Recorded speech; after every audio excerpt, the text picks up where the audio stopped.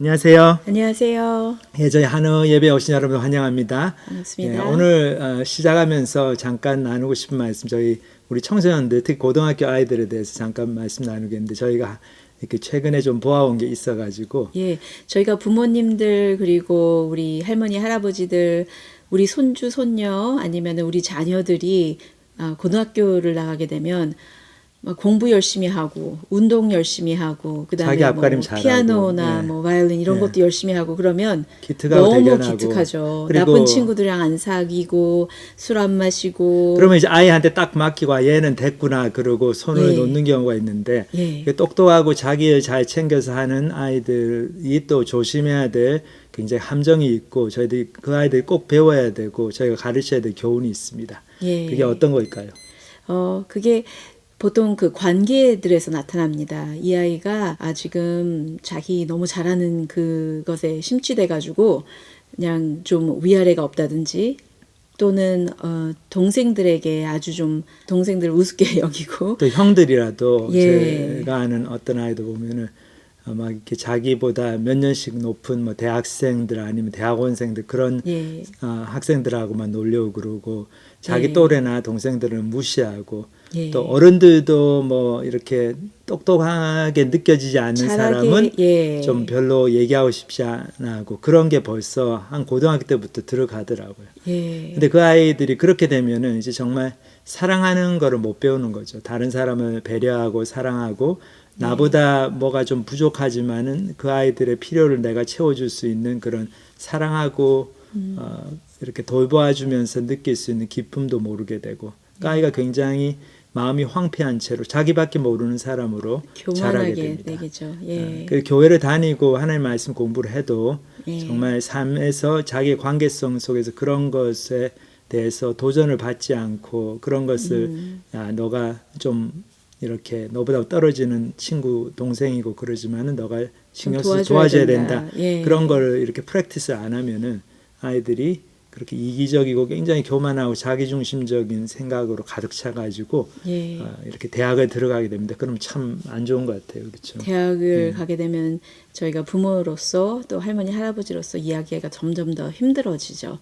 그래서 저희 주위에 손자 손녀 아니면 자녀분들 아니면 조카 그런 아이들 있지 않은지 얘 좀 걱정된다라는 분이 있는지 같이 기도해주고 또 권면해주고 그러면 참 좋을 것 같습니다. 예. 그래서 사랑하는 거를 배우고 예. 사랑하는 마음으로 그 가득 찬 그런 이제 청소년 시절을 보내는 그런 아이가 되는 게 그런 학생이 되는 게 얼마나 하나님께 주신 복인가. 저희들 그거를 꼭 기억하고 아이들한테도 가르쳐야 될 것 같습니다.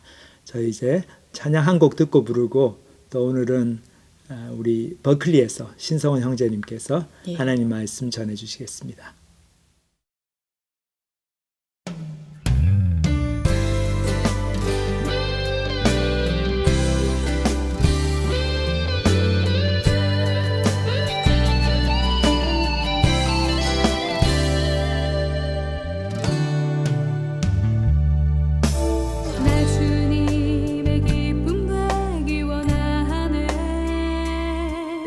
내 마음을 새롭게 하소서.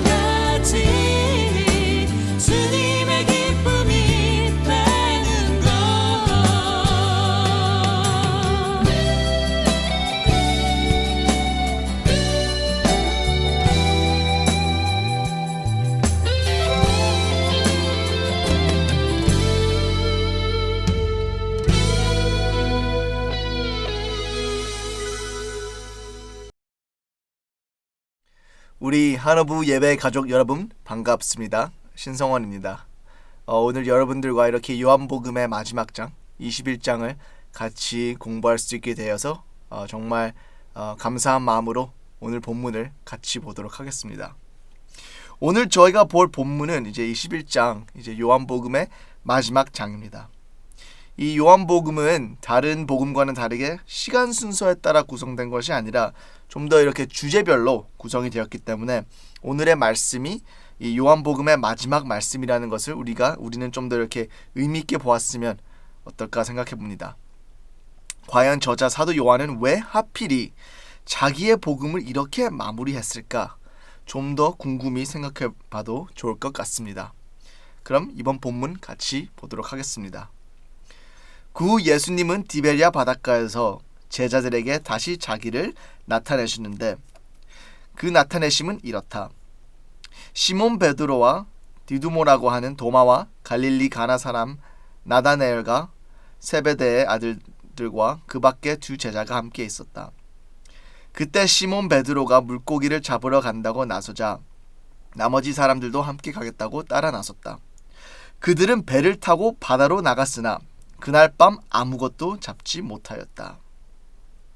자, 여기서 이 예수님은 제자들에게 다시 자기를 나타내었다고 기록이 되어 있습니다. 그러니 지금 이 상황은 우리가 지금 같이 보고 있는 이 상황은 부활하신 예수님께서 제자들한테 벌써 나타나신 후에 있었던 일이라는 말이죠. 우리가 다 아시다시피 예수님이 십자가에서 돌아가시고 또 부활하셨던 장소는 예루살렘이었습니다. 그런데 이 부활하신 예수님을 보았던 제자들은 지금 어디 있습니까? 바로 디베랴 바닷가에, 그러니 예루살렘에서 160km 넘게 떨어져 있는 갈릴리에 있다고 기록이 되었습니다. 걸어서 며칠씩 걸리는 거리니까 절대 가까운 거리는 아닙니다.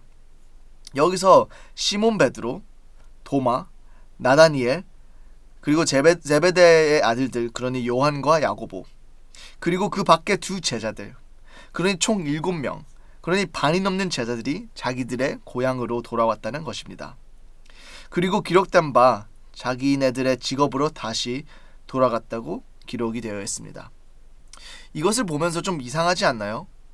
만약에 예수님이 부활을 하지 않으셨다면 제자들이 다시 자기네 고향으로 돌아갔다면 이제 이해가 되겠지만, 여기서 자기들이 3년 동안 섬기고 사랑했던 스승님께서 돌아가시고 부활하신 이 기적적인 일을 자기들 눈으로 다 목격한 자들이 왜 갑자기 고향으로 돌아가 다시 자기가 하던 직업으로 돌아갔을까요? 그러나 제가 이 구절들을 대해 이렇게 묵상을 해보니 이 성경의 말씀과 기록이 다시 한번 얼마나 정확하게 인간의 현실을 포착하는지, 그리고 이 현장이 솔직히 얼마나 현실적인지를 보여줍니다.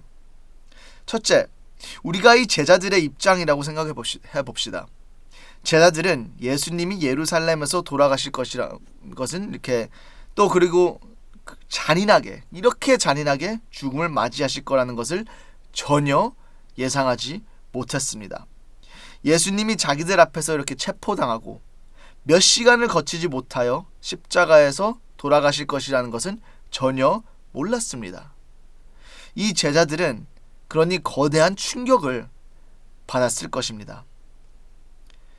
우리 모두가 지금도 가슴 아프게 기억하고 있는 세월호 침몰 사고에서 한 유족이 이렇게 말을 했습니다. 꿈만 같아요. 이런 일이 일어날 줄 몰랐는데 현실감이 안 오네요. 이 제자들도 이런 똑같은 생각을 하고 있지 않을까라는 생각을 합니다. 예수님의 죽음과 부활은 정말 꿈만 같은 일이었고, 예수님의 부활은 정말로 기쁜 일이었지만, 그러나 아무도 상상 못했던 이 잔인한 죽음은 엄청나게 충격적이었을 것입니다. 그리고 깊은 상처를 입은 사람들은 충격을 견디기 위하여 익숙한 것으로 되돌아간다는 경향이 있습니다. 여러 연구에서 트라우마를 겪은 환자들이 자신의 고향으로 돌아가는 경향이 있다고 현상을 발견했습니다. 예수님의 죽음은 아주 충격적인 사건이었고 예수님의 부활 이후에도 제자들은 이 사건을 어떻게 이해하고 받아들일지를 잘 알지 못하였던 것입니다. 그리고 이 예수님의 죽음과 부활의 충격 안에서는 또 이런 현실이 있습니다. 바로 제자들의 무능함이죠. 예수님이 체포되고 사형될 거라는 것을 전혀 예상하지 못한 그런 무능함도 있지만, 그리고 예수님의 가장 고난했을 상황에는 아무도 그의 곁을 지키지 못했다는 이 무능함도 제자들을 아주 허탈하게 만들고 자기 자신들에 향하여 큰 실망을 했을 것 같습니다. 그 사이에 제자들은 예수님을 버리고 모두 도망쳤다. 이렇게 기록이 되어 있습니다. 또 다른 복음에서는 이렇게 기록이 되어 있습니다. 그 사이에 제자들은 예수님을 버리고 모두 도망쳐 버렸다. 그리고 한 청년은 배에 호티불만 두르고 예수님을 따라가다가 그들에게 잡히자 두른 것을 팽개치고 알몸으로 달아났다. 그리고 베드로는 조금 더 베드로의 배신 좀 더 자세히 기록이 되어 있죠. 그러나 베드로는 이 여자야 나는 그를 모른다 하고 딱 잡아떼었다. 이 제자들의 비겁함은 모든 복음에서 기록이 되어 있습니다. 그리고 제가 측측하기에는 제자들한테는 예수님의 부활하신 그런 기쁨보다 그들의 비겁했던 모습의 수치심과 죄책감에 더 시달렸을 수도 있다는 생각을 해봤습니다. 그러니 기양한 이들은 베드로를 따라 그들한테 친근한, 즉 전업이었던 낚시를 하러 나갑니다. 그리고 그렇게 나갔으나 안타깝게도 아무것도 잡지 못했다고 기록이 되었습니다. 계속 읽어보겠습니다. 날이 밝아올 무렵 예수님이 바닷가에서 계셨으나 제자들은 그분이 예수님인 줄 알아보지 못했다. 예수님이 제자들한테 얘들아 고기를 좀 잡았느냐 하고 물으시자 그들은 한 마리도 잡지 못했습니다 하고 대답하였다. 예수님은 제자들에게 배 오른편에 그물을 던져라. 그러면 고기가 잡힐 것이다 하고 말씀하셨다. 그래서 제자들이 말씀대로 했더니 고기가 너무 많이 잡혀 그물을 끌어올릴 수가 없었다. 여기서 일련의 사건들은 우리에게 매우 유사한 기억을 떠올리게 합니다. 낚시에 나선 제자들이 밤새 아무것도 잡지 못하고 날이 밝을 때 예수님이 그들한테 나타나 고기를 잡았냐고 질문하시고 그들은 한 마리도 잡지 못했다고 대답을 한 다음에 그리고 예수님께서 그들한테 오른편으로 그물을 던지자 하자 이 말씀을 따른 제자들은 끌어올릴 수가 없을 만큼 양의 고기를 잡았다는 사건들은 이 바로 예수님께서 베드로한테 그를 따르도록 부르셨던 그때와 정확히 같은 사건들입니다. 그러니 여기서 제자들은 갑자기 이 사람의 정체를 깨닫게 되죠. 그때 예수님이 사랑하시던 제자가 베드로에게 주님이시다 하고 말하자 옷을 벗고 있던 베드로는 주님이라는 말을 듣고 겉옷을 두르고 물에 뛰어들었다. 그러나 다른 제자들은 고기가 든 그물을 끌면서 배를 저어 육지로 나왔다. 그들이 나갔던 곳은 육지에서 100m도 안 되는 곳이었다. 그러니 여기서 제자들은 갑자기 이 사람의 정체가 무엇인지 누군지 깨닫게 되고 이 제자의 한마디 바로 주님이시다 이 7 제자들은 깜짝 놀라며 그 순간 다 같이 예수님이시구나 라고 깨달았을 것 같습니다. 그러자 또 여기서 바로 베드로는 이 성격 급한 베드로답게 겉옷을 두르고 물에 뛰어듭니다. 다른 제자들이 보기에는 좀 어떻게 봐서는 오버하는 행동이었을 것 같기도 하고요. 계속 읽겠습니다. 제자들이 육지에 올라와 보니 숯불 위에 생선이 놓여 있었고 빵도 준비되어 있었다. 예수님은 제자들에게 지금 잡아온 고기를 좀 가져오너라 하고 말씀하셨다. 시몬 베드로가 배에 올라가 그물을 육지로 끌어올려 놓고 보니 그물에는 큼직큼직한 고기가 153마리나 가득 들어 있었다.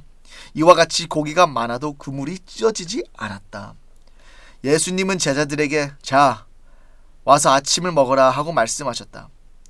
제자들은 그분이 주님이신 것을 알았기 때문에 누구십니까? 하고 묻는 사람이 아무도 없었다. 예수님은 빵을 집어 제자들에게 나눠주시고 생선도 그렇게 하셨다. 예수님이 부활하신 후 제자들에게 나타나신 것은 이것이 세 번째였다. 여기서 예수님께서 제자들을 위하여 아침상을 차려놓고 기다리고 있었습니다. 빵을 미리 준비하시고 거기에 고기를 굽기 위한 숯불까지 준비하셨습니다. 그리고 직접 빵을 손으로 집어 나눠주시고 생선도 그렇게 하셨다고 여기 기록이 되어 있습니다. 우리 부모님께서 손으로 김치를 이렇게 찢어주시 준 기억처럼 예수님은 제자들한테 일일이 자기의 손으로 음식을 나눠줬다고 기록이 되어 있습니다. 그러니 부활한 예수님은 유령이 아닌 완전히 구체적인 존재였다는 것을 말하는 거죠. 부활은 육체적인 부활이었고, 그러니 부활하신 예수님은 빵도 찢고 숯불도 피우고 생선도 구울 수 있었다는 것입니다. 그리고 요한이 기록하기로는 이번이 부활하신 예수님의 세 번째 나타나심이라고 기록을 합니다. 계속 읽어보겠습니다. 식사가 끝난 후 예수님은 시몬 베드로에게 요한의 아들 시몬아, 네가 이 사람들보다 나를 더 사랑하느냐 하고 물으셨다. 베드로가 그렇습니다 주님, 제가 주님을 사랑하는 것은 주님이 아십니다 하고 대답하자 예수님이 내 어린 양들을 먹여라 하고 말씀하셨다. 그래서 여기서 식사가 끝난 후에 예수님께서 이제 시몬 베드로한테 말씀을 하십니다. 그리고 이번에 나타나심이 베드로의 처음 나타나셨던 모습과 거의 똑같았기 때문에 이번에 나타나심은 특별히 베드로에게 관심을 들이신 것 같습니다. 요한의 아들 시몬아, 내가 이 사람들보다 나를 더 사랑하느냐? 좀 특이한 질문입니다. 그러나 거기 베드로는 그렇습니다 주님, 제가 주님을 사랑하는 것을 주님이 아십니다 라고 대답하고 예수님은 내 어린 양들을 먹여라 라고 말씀을 하십니다. 그러나 이 대화는 두 번이나 더 반복되죠. 예수님은 두 번째로 베드로에게 요한의 아들 시몬아, 내가 나를 사랑하느냐 하고 물으셨다. 베드로가 그렇습니다 주님, 제가 주님을 사랑하는 것을 주님이 아십니다 하고 대답하자 예수님이 내 양을 쳐라 하고 말씀하셨다. 예수님은 세 번째로 베드로에게 요한의 아들 시몬아, 네가 나를 사랑하느냐 하고 물으셨다. 베드로는 예수님이 세 번이나 물으심으로 슬픈 표정을 지으면서 주님, 주님은 모든 것을 아십니다. 제가 주님을 사랑하는 것을 주님이 아십니다 하고 대답하였다. 그러자 예수님이 베드로에게 말씀하셨다. 내 양을 먹여라. 그럼 예수님의 질문부터 같이 한번 보겠습니다. 시몬아, 네가 나를 사랑하느냐? 예수님이 처음 이 질문을 하셨을 때는 내가 이 사람들보다 나를 더 사랑하느냐라고 물었습니다. 왜 하필이 이 질문을 비교적으로 하신 걸까요? 왜냐하면 이 제자들은 누가 예수님을 더 사랑하는지, 누가 예수님에 향한 충심성이 가장 높은지 자주 다퉜기 때문입니다. 제자들 사이에서는 질투심과 경쟁심이 분명히 있었습니다. 이걸로 한 번은 요한과 야고보의 어머니가 예수님을 직접 찾아가서 자기 아들들을 좀 더 높은 자리에 오를 수 있게 부탁을 하고 자기 아들들의 예수님과 함께 좌우에 앉을 수 있기를 바란 적도 있습니다. 그러니 학부모가 교장 선생님 찾아가서 아들을 정교회장 시켜달라는 행동은 성경에도 기록이 되어 있습니다. 시몬 베드로도 마찬가지로 그가 제자들 중에 예수님을 가장 열심히 섬기는 제자라고 믿었고 이 질문은 답은 그한테 당연했습니다. 예, 제가 주님을 사랑합니다. 이 사람들보다, 이 제자들보다 저는 예수님을 더 사랑합니다. 그리고 예수님은 그한테 내 어린 양들을 먹여라 라는 답을 하십니다. 이 말씀을 보면 여러 가지의 뜻을 가진 말씀인 것 같습니다. 성경학자들은 베드로가 이 제자들 중에서 나이가 가장 많은 제자라고 추측을 합니다. 베드로는 제자들 중 분명한 기혼자였고 그리고 예수님의 제일 먼저 부르심을 받은 제자였기 때문에 그러니 여기서 내 어린 양들을 먹여라 라는 말씀은 어떻게 해석하기에는 베드로 보고 예수님이 떠나신 후에도 계속 다른 제자들을 이끌고 섬기라는 말씀이었을 수도 있습니다.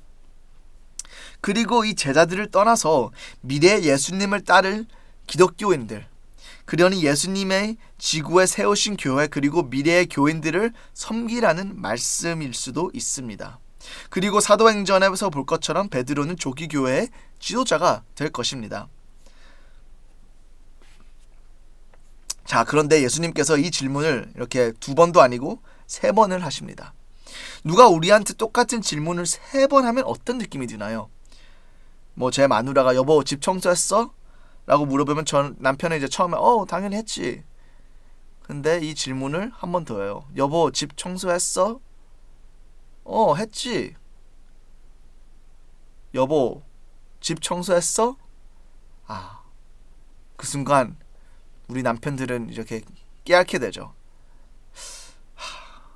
내가 집 청소 안 한 걸 아는구나. 아니면 내 아내가 나의 청소 스킬, 나의 청소 능력을 의심하는가?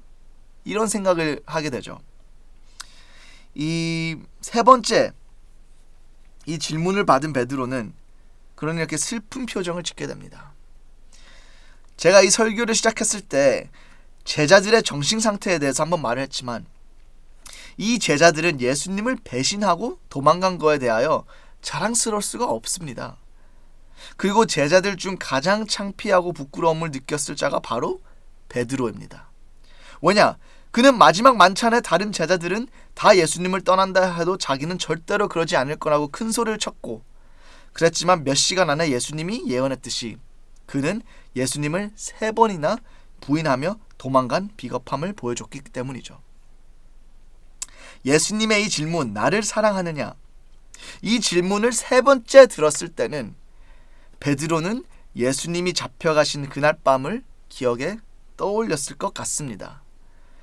그러나 베드로는 다시 여기서도 똑같이 대답을 합니다. 주님은 모든 것을 아십니다.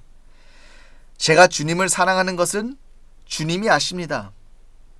그리고 이 3번째 답은 첫 번째 답과 비슷하지만 어떻게 보면 훨씬 더 의미 있는 답이죠.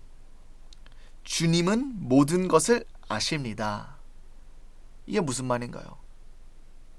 베드로는 몰랐으나 예수님은 베드로가 자기를 버리고 도망갈 것이라는 것을 아십니다. 주님 그것을 아셨습니다.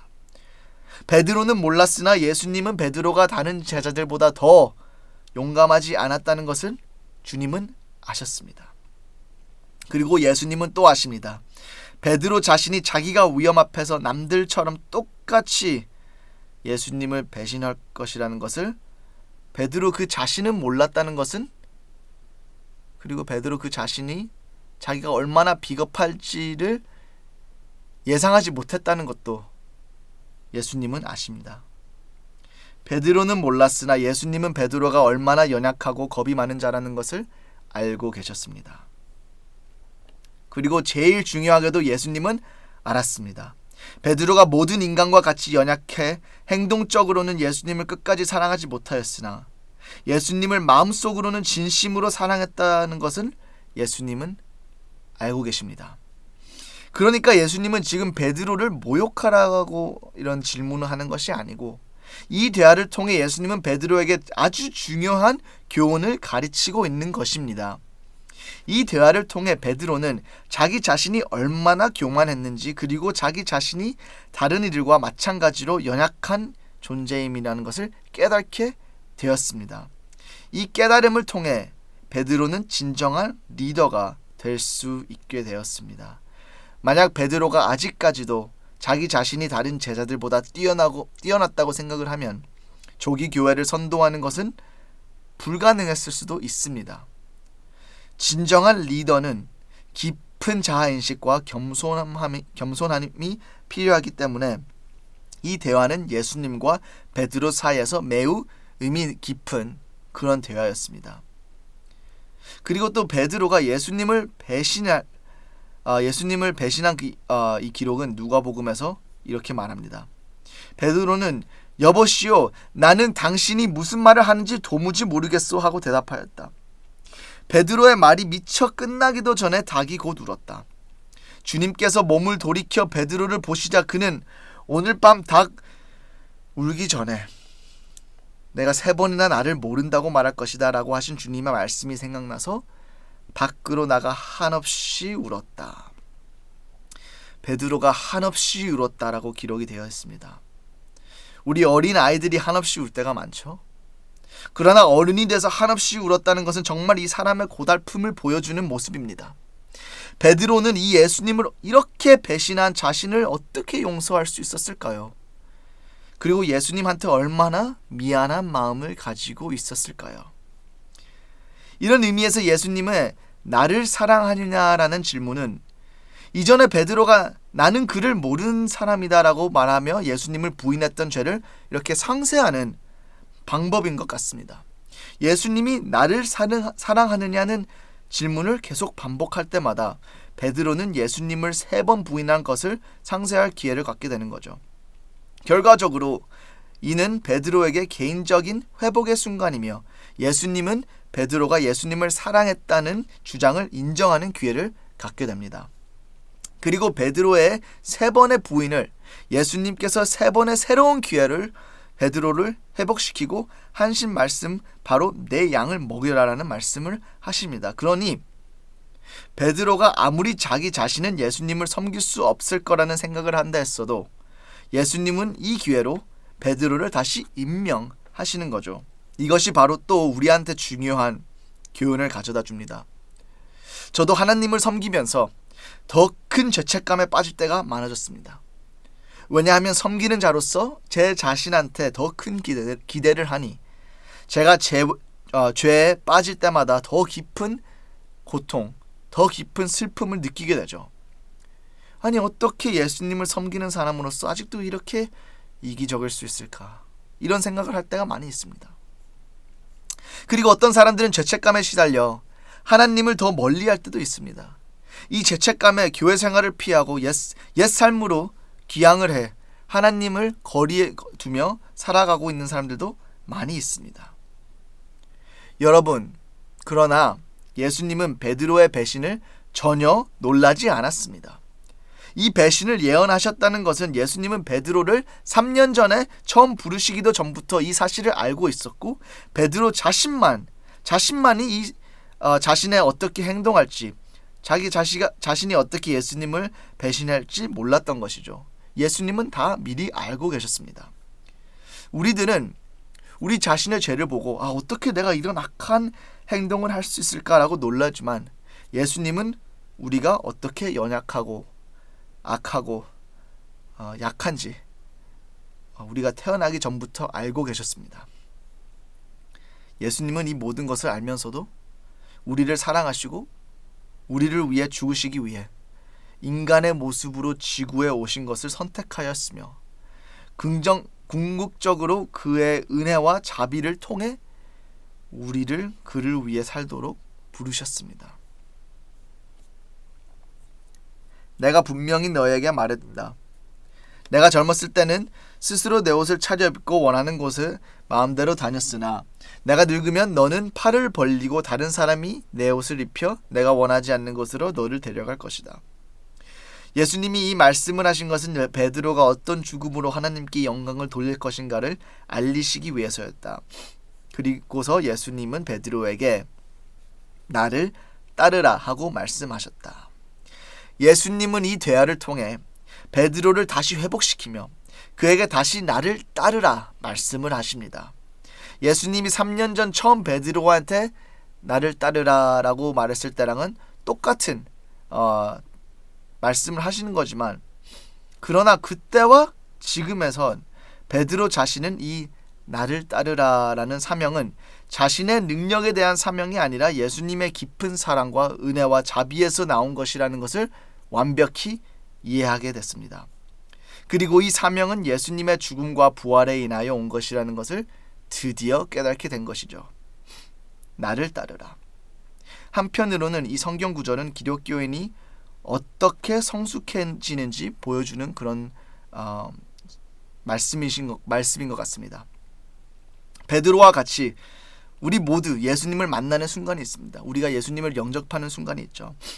하지만 우리는 베드로가 그리스도의 제자로서 큰 실패를 겪으면서 예수님께서 그의 실패를 처리하는 데 도움을 주신 것을 볼 수가 있습니다. 예수님은 베드로가 자신의 개인적인 실패에도 불구하고 그리스도에게 다시 헌신하고 따르는 방법을 보여주신 것입니다. 이것은 우리가 기독교인으로서 성숙해 나가는 방법을 보여주시는 것입니다. 실패를 인식하고 받아들이며 그것을 무시하거나 피하지 말고 예수 그리스도에게 대한 깊은 이해와 감사를 얻기 위해 활용해야 합니다. 그러니 우리가 실패를 할 때 그것에 너무 막 마음만 아파하고 하나님이 나를 사랑하지 않는다, 뭐 나는 이제 예수님의 뭐 은혜를 다 써먹었다, 이런 말이 아니라, 우리가 실패를 할 때, 우리가 죄를 짓 때 예수님을 아는 자들은 그냥 이것을 우리가 무시하거나 우리 자신을 죄책하지 말고 예수 그리스도에 대한 예수님이 우리한테 그런 베푸신 자비에 대해 더 깊게 이해를 하고 감사한 마음을 가질 수가 있다는 거죠. 그리고 두 번째로서는 이 본문은 우리들한테 명확한 사명을 가져다 줍니다. 이 부활하신 예수님을 두 번이나 본 제자들은 귀향을 하며 낚시를 하러 나섭니다. 그러니 어떻게 봐서는 이 부활하신 예수님을 만나기는 했지만 그 다음에는 어떻게 살아나가야 하는지 제자들은 몰랐던 거죠. 하지만 오늘 본문에는 예수님이 베드로한테 3번이나 말씀하신 것처럼 예수님은 우리 모두한테도 명확한 사명을 주십니다. 내 양을 먹여라. 그리고 예수님의 양은 누군가요? 당연히 믿음을 가진 자들, 우리 교인들을 대하는 말씀이죠. 그러나 교인들만 예수님의 양이 아닙니다. 예수님이 말씀하셨듯이 예수님의 양은 이 세상, 예수님을 모르는 이 세상 사람들도 포함이 됩니다. 내 양을 먹이라는 바로 위인전도, 그레이트 커미션과 비슷한 말씀을 하시는 거죠. 나는 하늘과 땅에 모든 권능을 받았다. 그러므로 너희는 가서 모든 민족을 제자로 삼아 아버지와 아들과 성령의 이름으로 세례를 주고 내가 너희에게 명령한 모든 것을 가르쳐 지키게 하라. 내가 세상 끝날까지 항상 너희와 함께 있겠다. 그러니 바로 예수님을 믿는 자는 이 위인전도의 사명을 받은 자입니다. 그러니 더욱더 많은 기독교인들이 이 위인전도를 행하지 않으며 이 본문 처음에 나왔던 제자들처럼 귀향의 삶, 그냥 생선 낚시만 하는 삶에 산다는 것이 정말 슬프고 안타까운 현실입니다. 그러니 여러분들 모두 이번 요한복음 공부하면서 예수님께서 정말 하나님의 아들이라는 것을 다시 기억하고 또 예수님이 우리를 얼마나 사랑하신다는 것을 기억하며 또 예수님의 우리 모두가 그의 뜻을 따라 이 세상의 사람들을 사랑하고 복음의 말씀을 나눠주는 삶을 살도록 기도하겠습니다. 하나님 아버지, 이번에 요한복음을 깊게 공부하면서 예수님께서 얼마나 위대하신지를 다시 한번 알게 되게 해주어서 감사합니다. 우리 모두가 예수님을 따르며 많은 죄와 실패를 겪게 될 거지만 오늘의 말씀으로 인하여 우리 모두가 복음으로 우리의 죄와 실패를 이겨낼 수 있도록 도와주시기를 바랍니다. 감사합니다. 이 모든 것을 예수님의 이름으로 기도합니다. 아멘.